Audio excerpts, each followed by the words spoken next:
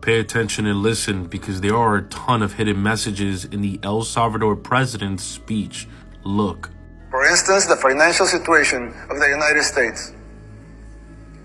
When I talk to my conservative friends right here, they always tell me that the problem is high taxes, but they're wrong.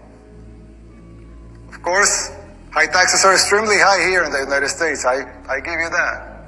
You're right in that. But that's not the real problem. The real problem is not the high taxes themselves, but the fact that they are not even really funding the government.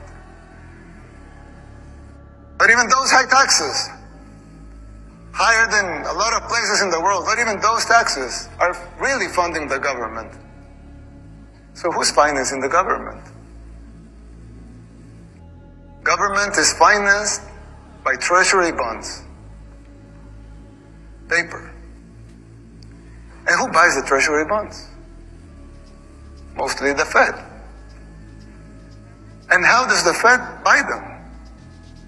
By printing money. But what backing does the Fed have for that money being printed? The treasury bonds themselves. So basically, you finance the government by printing money out of thin air. Someone could ask, well, so if the government can print unlimited amounts of money out of thin air, why did they collect taxes?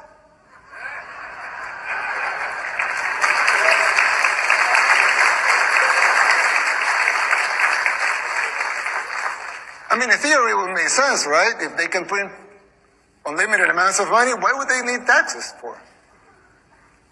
The answer is simple, but it's very shocking. The real problem is that you pay high taxes only to uphold the illusion that you are funding the government, which you are not. It's shocking, but it's true.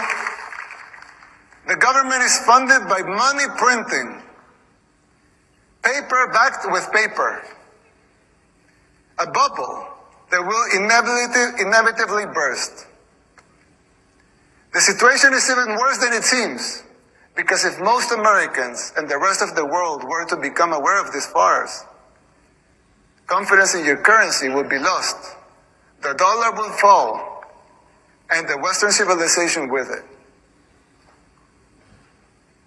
If the next president of the United States doesn't make the necessary policies and structural changes, sooner or later that bubble will burst.